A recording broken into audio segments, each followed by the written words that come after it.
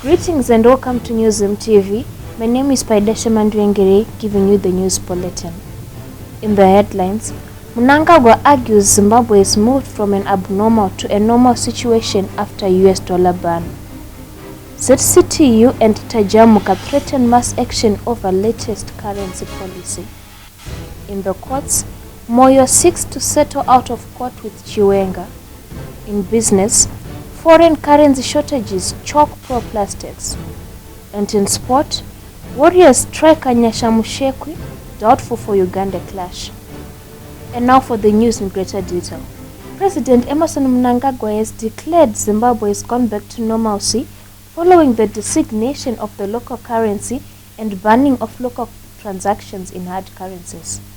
The ZANU-PF leader told a press conference in Victoria Falls on Tuesday that his government has not stopped citizens from holding foreign currency. With regard to what I said, it was indicative of what was coming. That which I had indicated has now come. That is, Zimbabwe has gone back to normalcy. And the normalcy is a country must have its own currency. That's normalcy. We were living in an abnormal situation, and you should be the first to congratulate us for becoming normal again. Zimbabwe abolished the multi-currency system on Monday after Finance Minister Mthuli Ncube announced the adoption of the local currency for all domestic transactions. The country adopted a basket of currencies, among them the US dollar and South African rand, as mediums of exchange 10 years ago when the local unit imploded. President Emmerson Mnangagwa's latest policy proposal has stoked tensions once again with Labour Federation, the Zimbabwe Congress of Trade Unions, demanding a reversal of the ban on US dollars and threatening mass action. We are going into the TNF tomorrow to demand US dollar salary payments for all workers. We are also attending the TNF to express our displeasure about the unilateral policy pronouncement in the substance of the policy itself. If the government does not reverse this ruinous policy immediately and announce US dollar salary payments, we will immediately mobilize workers for mass action. The call for demonstrations was immediately supported by pressure group Tajamuka Chikile that claimed it had presented a petition to both Parliament and Mnangagwa demanding that the statutory instrument announcing the designation of the Zimbabwe dollar be reversed. Some 17 people were killed by the military in January after Mnangagwa announced a 150% fuel increase, triggering countrywide demonstrations. War veterans have added their voice to the ZANU-PF Youth League's call for a clear out of corrupt official in the ruling party and government. The influential Zimbabwe National Liberation War Veterans Association spokesperson and ZANU-PF Politburo secretary responsible for the former fighters told Newsroom TV in an interview Tuesday that they expect President Emmerson Mnangagwa to act and those accused of corruption to resign. We call upon the president, we plead with the president to hear from the people and act accordingly. If somebody else corruption, that person must not hold public office. On Monday, the ZANU-PF Youth League called out Reserve Bank of Zimbabwe Governor John Mangudya, Party Secretary for Administration Albert Mpofu, Minister in the President's Office responsible for policy implementation Joram Gumbo, and Tourism Minister Priska Mpumira, among others, accusing them of corruption. The opposition MDC has called for a broad-based dialogue mediated by a respected local or international person or group. The call is a shift from the party's position that President Emmerson Mnangagwa must agree to a meeting with its leader Nelson Chamisa in order to resolve the country's political logjam. Party spokesperson Daniel Molokeli told journalists at a press briefing in Harare Tuesday that leaving everything to politicians would be dangerous for the country, arguing the church and other stakeholders must be involved. We need a multifaceted national engagement. ZANU-PF is part of that. The other political parties are part of it. But we will not leave the future of the country in the hands of political parties. That is a mistake. So labor, civil society, church, faith, everyone, captains of industry, every key strategic stakeholder is welcome. Youth, women, The responsibility belongs to all of us. As the MDC will engage the different stakeholders, we'll push them, and we'll make sure that at the end of the day, we move forward.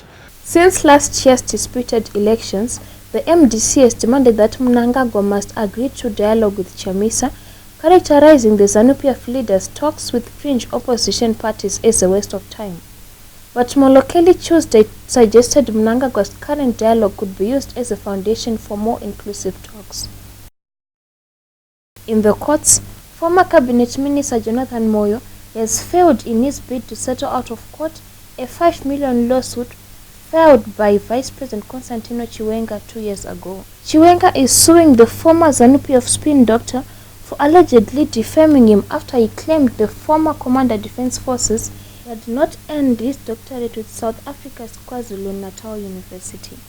Moyo, in a press statement issued in July 2017, claimed Chiwenga has paid someone to write his PhD thesis. The former Information Minister's lawyer, Simbathi Mzondiwa, on Tuesday told the Supreme Court that the parties had settled out of court and wanted the case withdrawn. However, this was declined, with the court arguing the case must be finalized. Moyo will bear the course of the hearing. Still in the courts, jailed rapist and former ZANU-PF legislator Mnyaradzi Kereke is seeking an independent tribunal to investigate criminal abuse of office by Judicial Services Commission officers who handled his High Court appeal. Kereke recently lost an appeal against both conviction and sentence after High Court Judge Charles Sungwe ruled that he deserved to be jailed. But the former Bikita West lawmaker insists that the judgment was biased and is now seeking audience with the Supreme Court after Judge President Justice George Chiweshe refused to entertain his claims. We are taking a short break. Please stay tuned. Many people have been asking me how did I manage it, because they could see that everything was there, everything was just happening, things were being paid. So I've told people that it was through Diaspora Funeral Cash Plan. So I would advise everyone to join this Diaspora Funeral Cash Plan. Their policy is good because it took all the weight off my shoulders.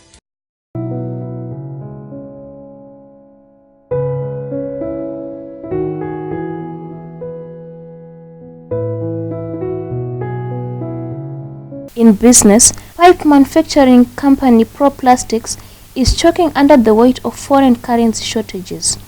In a recent trade update, Pro Plastics Chief Executive Kudakwashe Chigia said the first 5 months of 2019 had been characterized by depressed local demand for its products, as sales volume stood at 25% lower as compared to the previous year.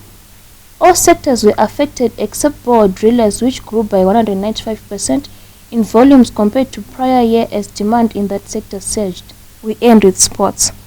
Warriors striker Nyasha Mushekwi is doubtful for Zimbabwe's 2019 Africa Cup of Nations Group A clash against Uganda on Wednesday. Mushekwi limped off with a knee injury during the 1-0 defeat towards Egypt in the opening match of the tournament in Cairo last Friday.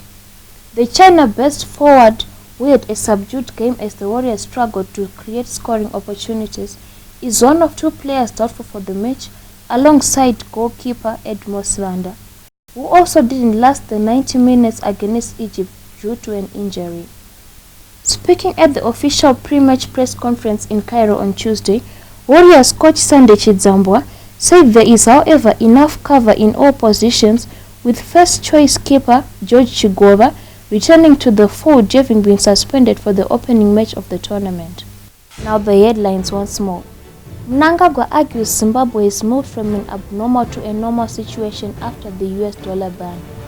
ZCTU and Tajamuka threaten mass action over latest currency policy. In the courts, Moyo seeks to settle out of court with Chiwenga. In business, foreign currency shortages choke Pro Plastics. And in sport, Warriors striker Nyasha Mushekwi doubtful for Uganda clash. Reporting for NewZimbabwe.com, my name is Paidasha Mandwengere. For these and more stories, please do visit our website, that is www.newzimbabwe.com. Subscribe to our YouTube channel, that is NewZim TV, And for live updates, follow our Twitter page, that is newszimbabwe.com.